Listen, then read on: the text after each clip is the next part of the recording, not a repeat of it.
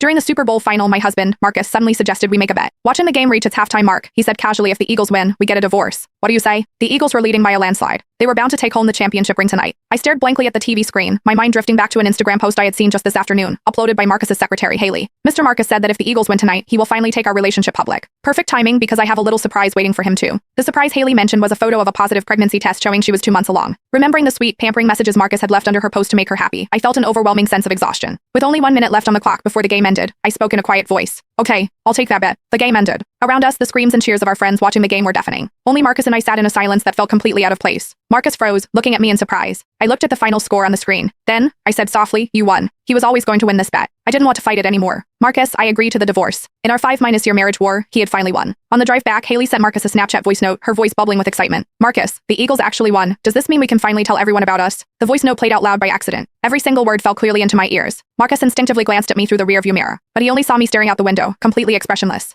He cleared his throat. It was just a random bet before the game started. I was just trying to make her happy. But Marcus paused, his tone turning somewhat indifferent. Since I've been with her for so long, I guess it really is time to marry her. I gave a quiet have your lawyer draft the papers. Seemingly not expecting me to agree so easily, Marcus was slightly taken aback. Then he said, there's no need to rush it like this. I met his gaze calmly. We wouldn't want to delay your big announcement. It's better to sign the papers as soon as possible. After all, she's been waiting quite eagerly. I wasn't lying. Haley had been with him for 3 years, but she had never gotten the chance to show him off publicly. As long as Marcus and I were married, he couldn't bear to let Haley be labeled a homewrecker. Marcus stared at my face, trying to read my expression, but I was too exhausted. I just closed my eyes. I didn't want to say another word. As we neared the house, Marcus suddenly said, the power went out at Haley's place. She's terrified of the dark. I need to go over and keep her company. Okay, just draw me off at the next intersection, I said, not even looking at him. I was already too used to this. Marcus hesitated. Only after I stepped out of the car did he say, I might not come back tonight. I nodded, my face completely calm. Okay? After Marcus's car drove away, I stood on the sidewalk for a while. My phone buzzed. It was a Snapchat message from my best friend, Amber. Did you and Marcus leave early? I can't find you guys at the party. Marcus had hesitated for a long time about coming to this game tonight. Maybe out of guilt or maybe remorse, he had still ended up coming with me. I replied to Amber. Yeah.